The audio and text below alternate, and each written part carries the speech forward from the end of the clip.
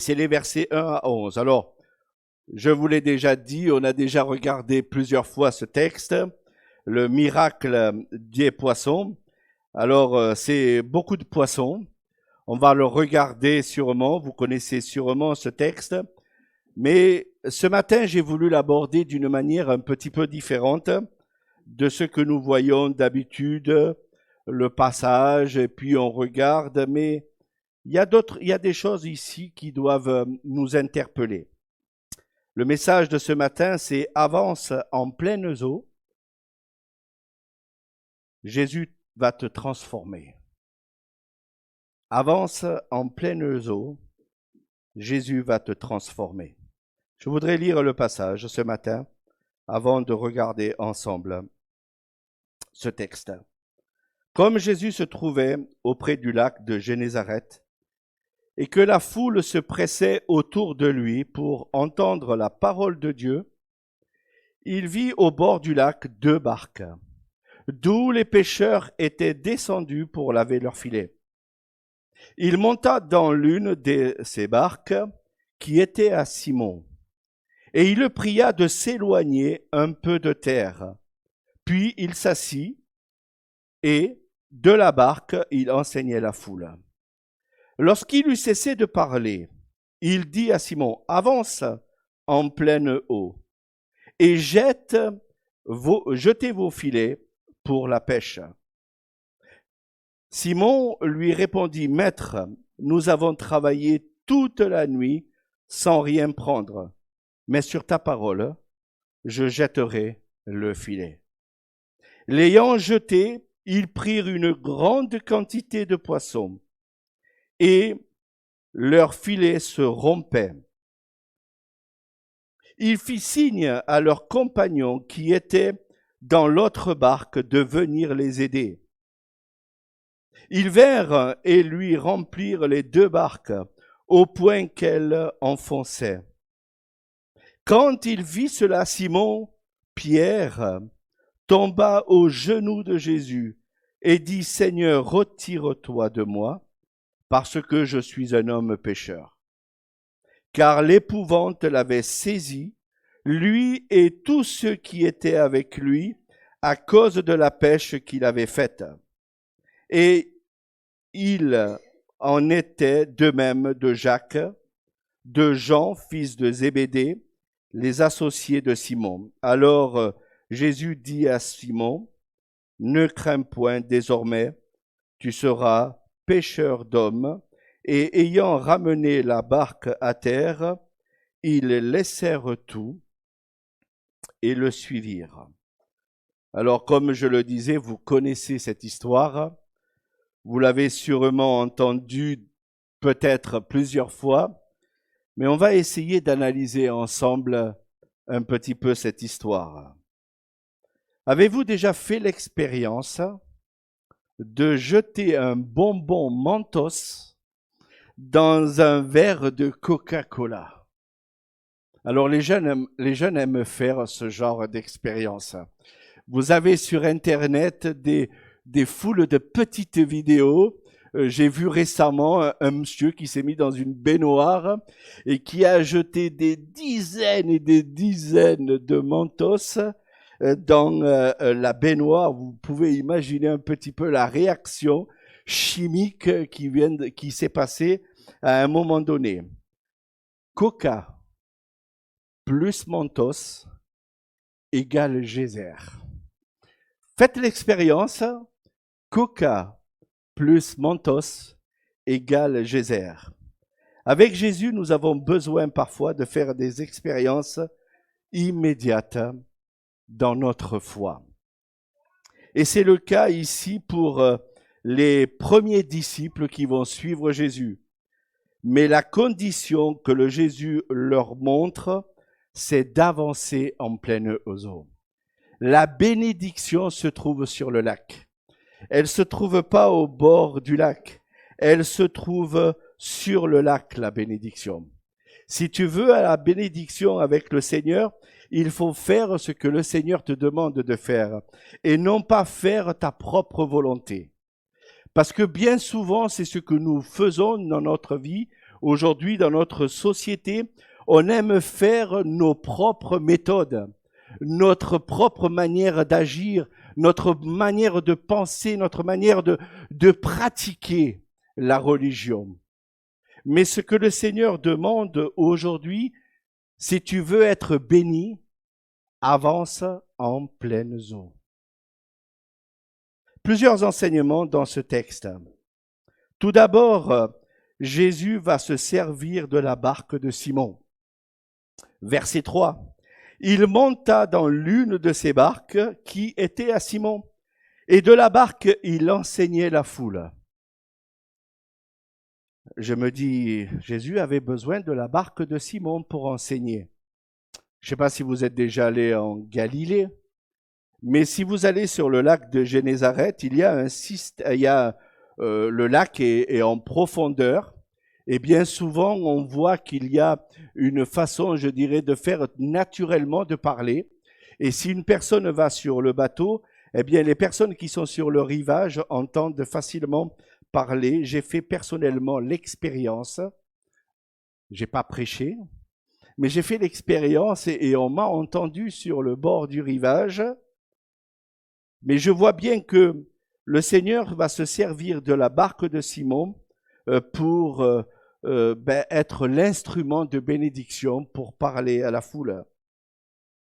Jésus va prendre la barque de Simon pour se servir et de parler à la foule. Alors je me suis posé la question, que dois-je faire parfois pour atteindre mon voisin, ma voisine, mon collègue de travail, mon enfant? Que dois-je faire pour parler à cette personne qui est parfois si rebelle? Es-tu prêt à prêter ton bien à Jésus? Es-tu prêt à prêter ton bien à Jésus? Ici, c'était une barque. Mais es-tu prêt à prêter ton temps à Jésus? Es-tu prêt à prêter ton argent à Jésus? Es-tu prêt à prêter ta voiture, ta maison, ton don, ton talent? Es-tu prêt à prêter à Jésus ce qui t'appartient? Parce que Jésus a pris ce que Pierre avait, sa barque.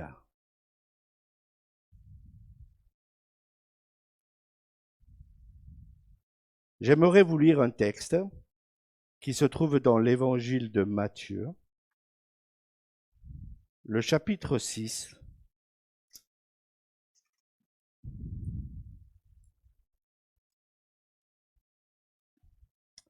Ne vous amassez pas des trésors sur la terre, où la teigne et la rouille détruisent, et où les voleurs percent et dérobent. Mais amassez-vous des trésors dans le ciel, où la teigne et la rouille ne détruiront point, et où les voleurs ne percent ni ne dérobent. Car là où est ton trésor, là aussi sera ton cœur. Est-ce que tu es prêt à prêter ta barque pour Jésus-Christ? Est-ce que tu es prêt à donner ton temps, ton argent? Est-ce que tu es prêt à consacrer ta maison, ton don, ton talent pour Jésus-Christ? Si tu veux être béni, ne refuse pas ton bien pour la cause de Jésus-Christ. Deuxième enseignement dans ce texte, c'est une mission bienveillante. Bienveillance, pardon. Avance et jette les filets. Combien de fois ai-je dit, je ne suis pas capable, je n'y arriverai jamais, je suis un bon à rien. Combien de fois ai-je dit ce genre de paroles au Seigneur, ça changera jamais de toute façon. Jésus dit, avance en pleines eaux. Si tu veux le servir, si tu veux être béni, avance en pleines eaux. Il te donnera de la force, du courage, du travail. Dieu en a. Si tu veux la bénédiction, il faut aller sur le lac. Je ne sais pas nager, t'inquiète pas. Dieu a une barque pour toi. Avance en pleines eaux. Dieu a une bénédiction. Dieu va te fortifier. Dieu va t'enraciner. Dieu va te donner de l'abondance si tu écoutes le Seigneur. Il veut simplement que tu lui prêtes tes filets.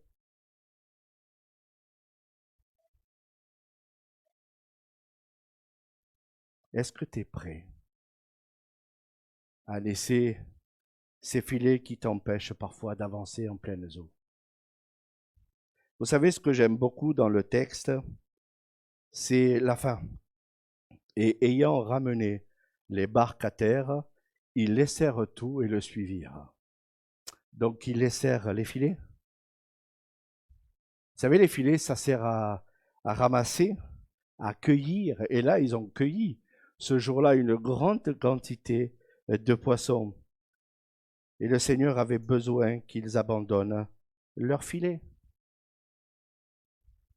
Seigneur, je ne comprends pas la largeur, la longueur, la profondeur, la hauteur de ton amour. Je ne comprends pas ça, Seigneur. C'est inconcevable dans mon esprit. Seigneur, pourquoi tu m'as choisi moi? Pourquoi tu n'as pas choisi mon frère, ma sœur? Pourquoi tu n'as pas choisi mon père, ma mère? Pourquoi, Seigneur, tu n'as pas choisi mon fils, ma fille, qui ont besoin de Jésus-Christ? Pourquoi, Seigneur, tu m'as choisi moi? Seigneur, je lutte, j'ai honte de mon péché. Seigneur, je comprends pas pourquoi je suis si égoïste, si orgueilleux, Seigneur. Je comprends pas, Seigneur, pourquoi je lutte avec certaines habitudes dans ma vie. Pourtant, j'ai Jésus-Christ dans mon cœur depuis des années, Seigneur. Et je lutte avec l'égoïsme, l'orgueil. Seigneur, j'ai honte, j'ai encore convoité aujourd'hui. Seigneur, j'ai de la rancune. Je lutte avec certains caractères de ma vie. C'est ancré dans mon cœur, Seigneur. Seigneur, je ne comprends pas telle et telle situation. Laisse le filet de ton péché. Laisse ton filet à Jésus. Laisse ton égoïsme à Jésus. Laisse ta rancune à Jésus. Laisse ton fardeau à Jésus. Laisse ton fardeau à Jésus. Jésus a dit, je donne du repos à celui qui est fatigué et qui est chargé. Troisième enseignement, un constat d'échec. Nous avons travaillé, verset 5, toute la nuit. J'ai peiné, j'ai lutté, je ne sais plus quoi faire. J'ai tout fait pour avoir une bonne pêche. Je rentre à la maison, bredouille, j'ai rien. Seigneur, pourtant, j'ai une famille, je dois payer des factures, Seigneur. J'ai travaillé toute la nuit sans rien prendre.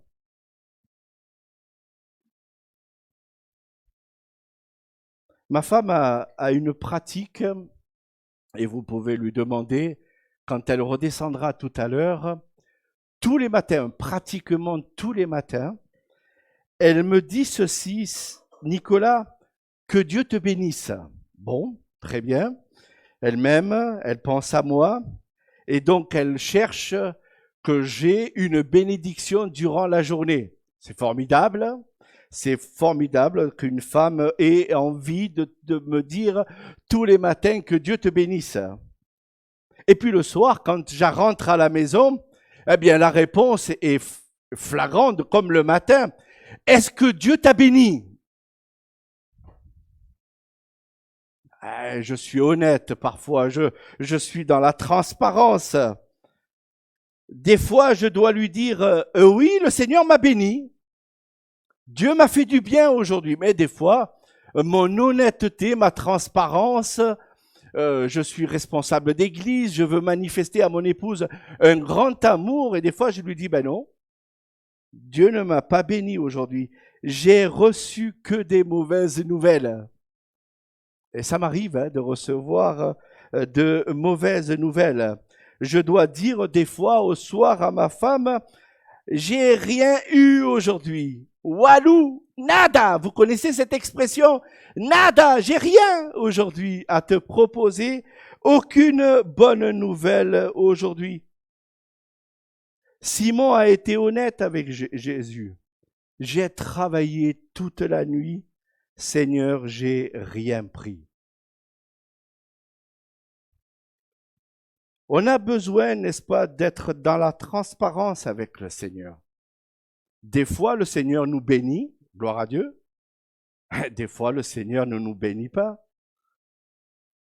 Des fois, le Seigneur ne nous donne rien. Des fois, le Seigneur ne nous donne pas forcément une bénédiction quotidienne, quoique. Notre sœur Gladys a dit, aujourd'hui j'ai la vie, mais on devrait tous dire merci Seigneur d'avoir encore aujourd'hui le souffle de vie. Peut-être que demain on l'aura plus. Peut-être que demain c'est le jour que Dieu va te rappeler à lui. Peut-être que demain c'est le jour où Dieu dit stop. C'est le temps de la fin. Seigneur, j'ai une famille rebelle, j'ai tout fait. Vous savez, à chaque fois que je parle avec mon frère, qui n'est pas dans l'évangile, je me dis, mais quelle est l'argumentation que je pourrais trouver pour que mon frère vienne à la repentance? Des fois, je dois confesser, j'ai tout dit, j'ai tout fait, j'ai vraiment plus rien à dire vis-à-vis de mon frère. Je ne sais pas quoi faire pour le faire venir à l'évangile. Seigneur, j'ai travaillé longtemps. J'ai travaillé toute la nuit. Seigneur, j'ai travaillé longtemps pour toi. Et ma situation, elle est stérile. Seigneur, j'avais une belle voiture, maintenant j'ai une poubelle. Vous savez, on fait des fois ce constat. Hein? Bon, c'est mon frère Johan qui a racheté ma voiture, mais elle était bien encore ma voiture, mais bon, voilà. Elle commençait à me coûter un peu cher, donc j'ai un peu abandonné. Mais voyez-vous, on a des fois ce constat. Le remède, c'est le Seigneur qui l'a. Et je voudrais vous montrer que David s'est parfois lamenté, que David s'est parfois angoissé, que David s'est parfois, il est venu au pied de la croix, il était angoissé, il s'est lamenté. Et je voudrais vous montrer un psaume qui dit que David s'est vraiment lamenté. Je veux lire le psaume 30 et la fin du verset 11 et 13 qui dit « Écoute, Éternel, aie pitié de moi. Éternel, secoue-moi. Tu as changé mes lamentations en allégresse. Tu as délié mon sac et tu m'as ceint de joie, afin que mon cœur te chante et ne soit pas muet. Éternel mon Dieu, je te louerai toujours, honnêtement.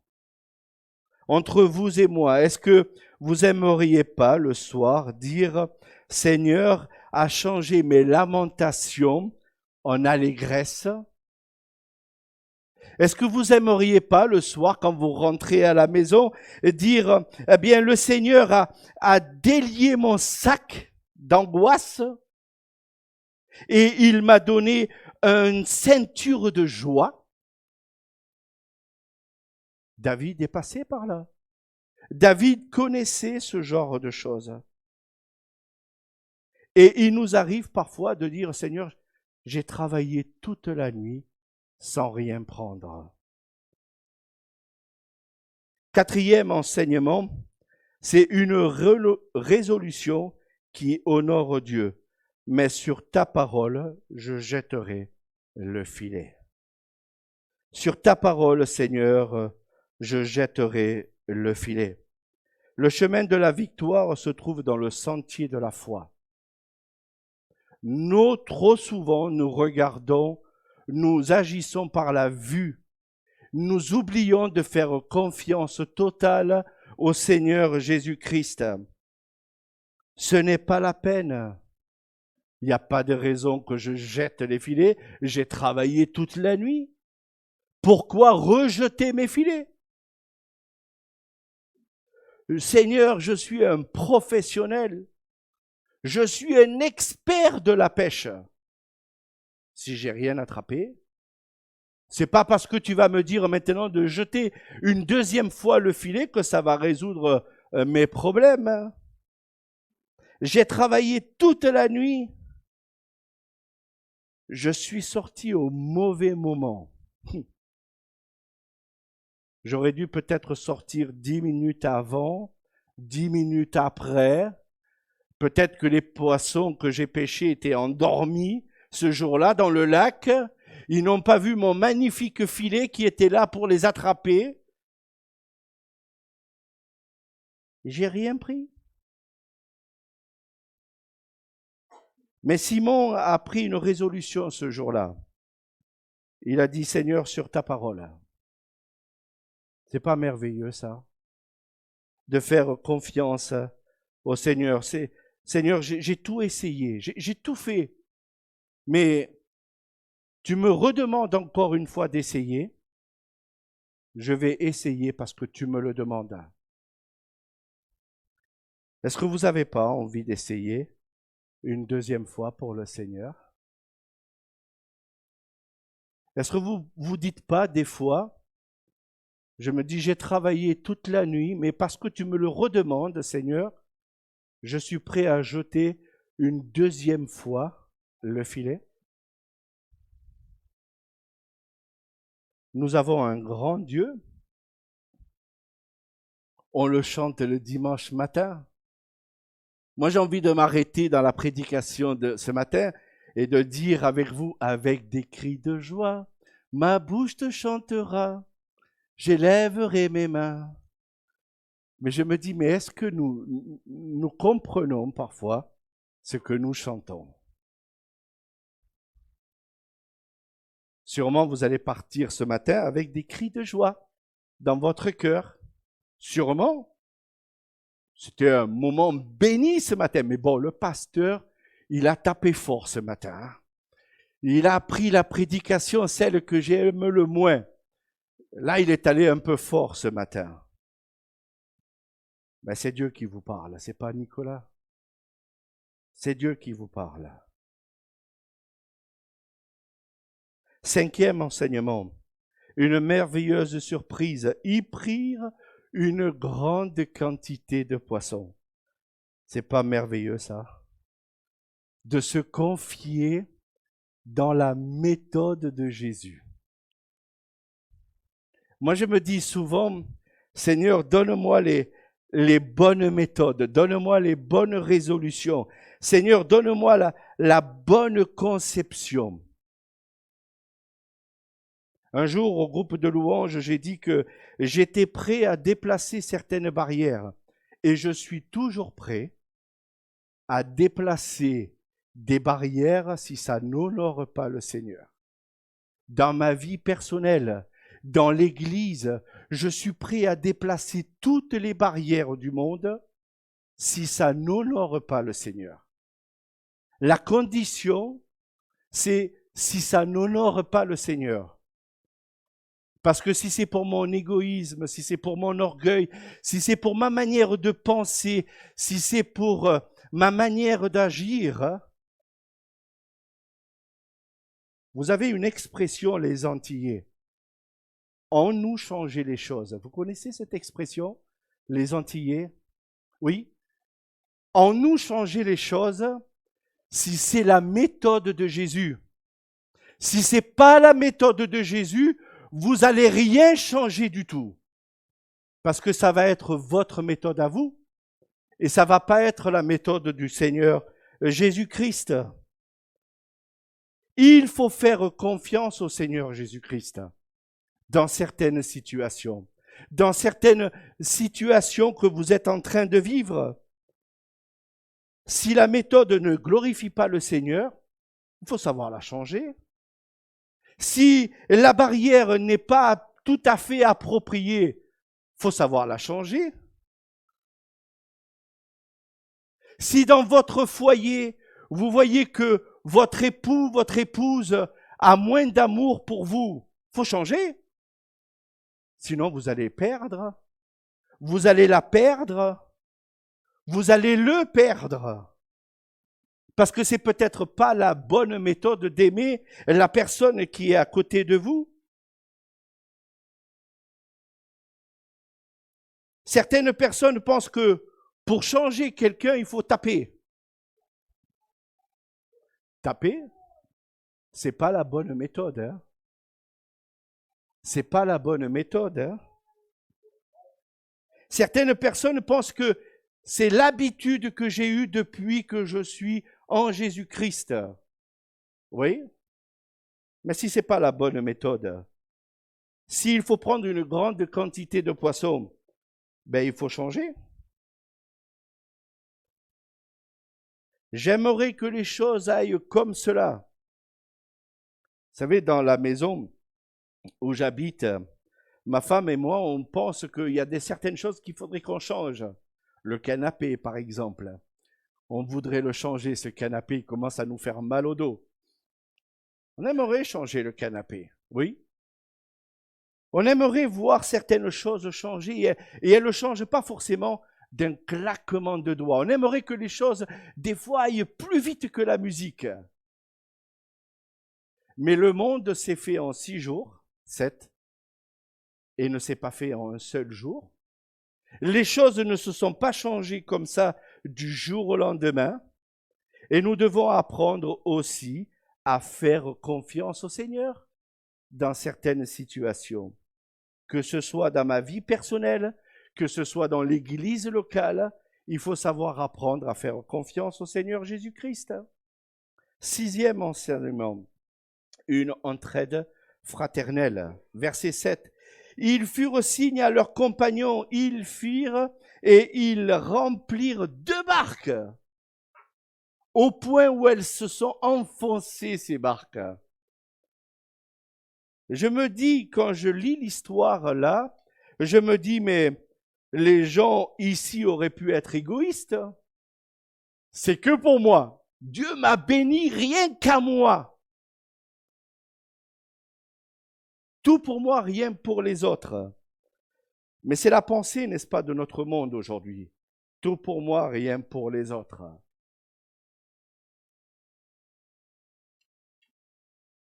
Mais la pensée que le Seigneur donne au travers de l'Église, c'est le partage.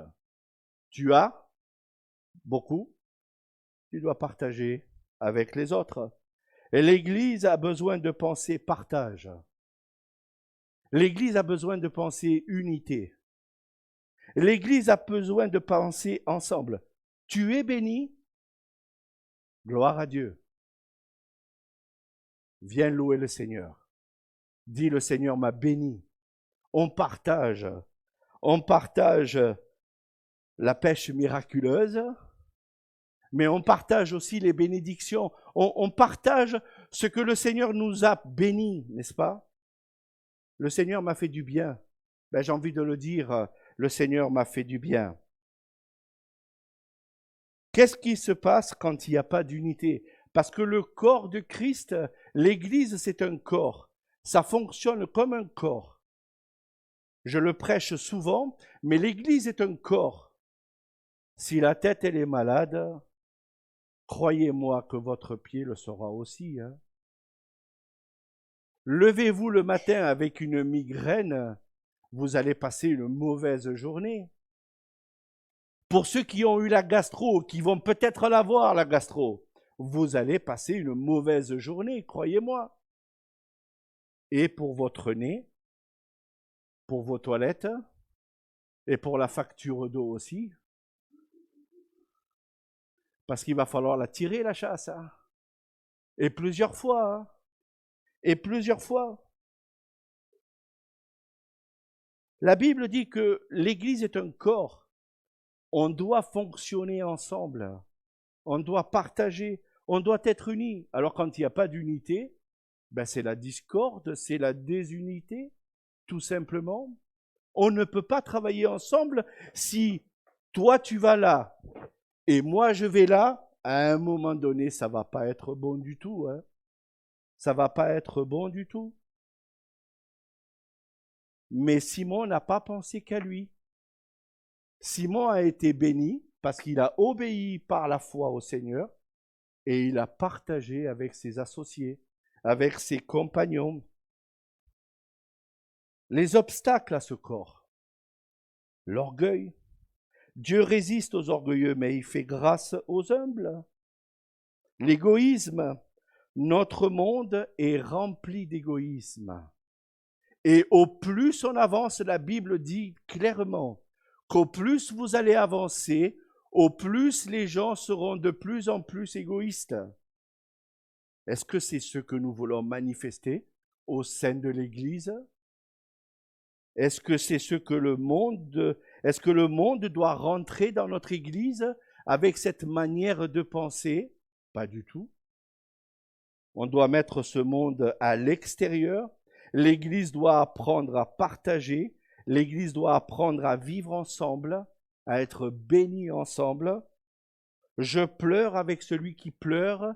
Je me réjouis avec celui qui se réjouit. Le monde ne fait pas du tout ça. Hein. Quand il y a quelqu'un qui pleure, c'est rare hein, que les gens viennent pleurer avec vous. Hein. Par contre, quand une personne se réjouit, surtout quand elle a changé de voiture, alors là,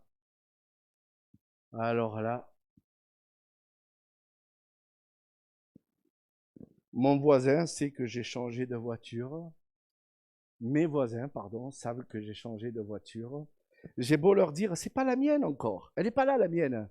Elle est en construction, en Roumanie. Il m'a dit, le garagiste m'a dit qu'elle va arriver bientôt. Mais c'est pas encore la mienne, c'est un prêt. Hein. Donc il faut que je la protège jusqu'à ce que la mienne arrive. Mais j'espère que cette voiture sera une vraie bénédiction pour le Seigneur. Je l'ai pris 7 places pour pouvoir transporter des jeunes, des enfants, des personnes dans l'église, si le Seigneur le permet. Je veux partager les bénédictions avec le Seigneur. 7e enseignement, une sincère humiliation. Seigneur, retire-toi de moi parce que je suis un homme pécheur. Vous savez, c'est le constat qu'au plus on s'approche de Jésus, au plus on est proche de Jésus, au plus on prend du temps avec Jésus, eh bien au plus on s'aperçoit que parfois on peut tomber que dans l'humiliation. C'est pas vrai, Seigneur, t'as pas fait ça pour moi. Mais Seigneur, pourquoi tu as manifesté autant de bonté pour moi? Seigneur, pourquoi tant de miséricorde pour moi? Seigneur, mais pourquoi tu as fait ça pour moi, Seigneur? On a envie de dire que, comme Simon, Seigneur, non, éloigne-toi de moi. Dans ta présence, c'est pas possible. Dans ta présence, Seigneur, c'est pas possible. Seigneur, dans ta présence, je vois ta grandeur. Seigneur, je vois ta bonté dans ta présence. Quand je regarde mon cœur, je suis un cœur égoïste, un cœur orgueilleux. Seigneur, mais je ne peux pas m'approcher de toi. C'est pas possible, Seigneur. C'est pas possible. Et pourtant, le Seigneur te dit, Viens goûter à son amour. Viens goûter à l'amour de Jésus-Christ. Et tu verras que tu auras un cœur transformé.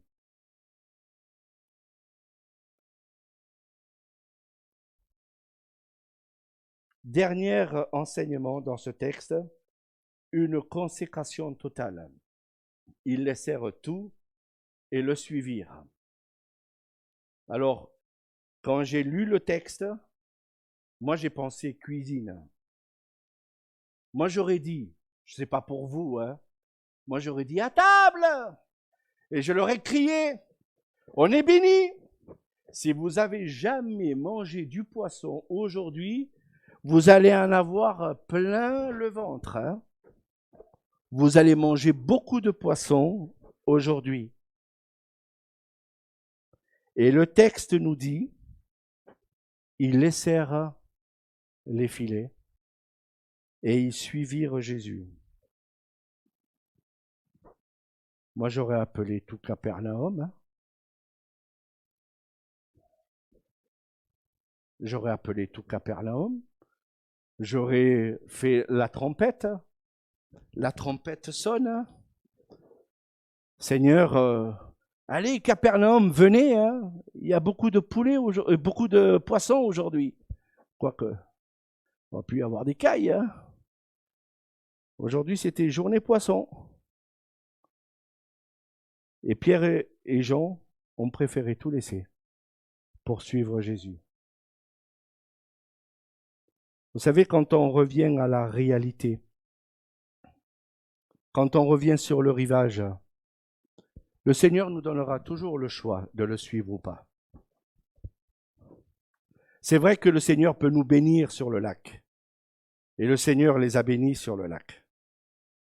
Mais quand ils sont arrivés sur le rivage, ils avaient un choix à faire. Le Seigneur sur le lac les avait transformés. Et si Jésus vous a transformé sur le lac, vous aurez à un moment donné à vous poser la question quand vous allez arriver sur le rivage. Est-ce que tu veux suivre Jésus? Est-ce que tu es prêt à suivre Jésus? Est-ce que tu es prêt à te consacrer à Jésus? Est-ce que tu es prêt à dire, d'accord, allez, je vais essayer de mettre mon passé de côté. Ça n'a pas marché. J'ai pas réussi dans cette affaire. Mais sur ta parole, Seigneur, je suis prêt à te suivre. Je suis prêt à laisser mes filets et à te suivre. C'est vrai que dans nos vies, on peut avoir des périodes de famine, des périodes de disette, des périodes où on va dire nada, wallo, j'ai rien eu aujourd'hui. Mais Dieu ne veut pas rester sur ses déceptions et ses défaites. Dieu a de grandes bénédictions pour vous personnellement, mais aussi pour l'Église de Jésus-Christ. Est-ce que vous ne voulez pas qu'on travaille ensemble? De se dire, Seigneur, je veux la bénédiction avec l'Église. C'est vrai que je veux être béni individuellement, et on est béni individuellement, n'est-ce pas? Mais je veux aussi être béni dans le fait d'être ensemble avec l'Église locale. Je veux être béni. Je veux voir cette Église progresser. Je veux voir cette Église grandir en qualité et en nombre. Est-ce que tu pries pour l'Église? Est-ce que des fois tu te dis, mais le Seigneur m'a placé dans cette Église, j'ai une responsabilité. Je dois être responsable. Si Dieu te place au milieu d'un lac, c'est pour te bénir. Si Dieu t'a placé dans une église locale, c'est parce qu'il veut te bénir. Il veut te bénir, mon frère, ma sœur. Il veut que tu te réjouisses. Il veut que tes lamentations se transforme en allégresse. C'est pas merveilleux ça, de savoir ça? Que le Seigneur nous bénisse. Et j'espère que cette prédication a transformé votre vie. Amen. Je vais prier. Seigneur, je veux te remercier pour la vie que tu nous donnes en Jésus-Christ. Merci Seigneur, parce que c'est vrai que parfois, on a tellement d'idées arrêtées sur telle ou telle chose. Parfois, on a des barrières qu'il faut déplacer, des méthodes que nous avons besoin de changer. Et c'est vrai, Seigneur, que nous marchons par la foi et non pas par la vue. Gloire à toi. Parce que si on marcherait par la vue, Seigneur, on pourrait s'en glorifier. Mais nous voulons te faire confiance. Nous savons, Seigneur, que la bénédiction est avec toi. Nous savons, Seigneur, que parfois on a besoin de se déplacer au centre d'un lac pour voir ta grandeur, pour voir ta bonté, pour voir ta miséricorde. On a besoin d'aller des fois dans des endroits inattendus. J'aurais jamais pu imaginer que Simon aille au centre d'un lac pour être béni. Et pourtant, quand il est arrivé au bord du rivage, il a laissé ses filets et sa barque pour suivre Jésus. Seigneur, on a besoin parfois de le comprendre dans notre vie personnelle. C'est vrai que parfois on a besoin d'entendre « Seigneur, j'ai tout essayé, mais sur ta parole, je suis prêt à recommencer une deuxième fois. Sur ta parole, Seigneur, je suis prêt à jeter les filets, parce que je te fais confiance, et je veux faire confiance encore une fois de plus. À toi en revienne toute la gloire, au nom du Seigneur Jésus-Christ. Amen.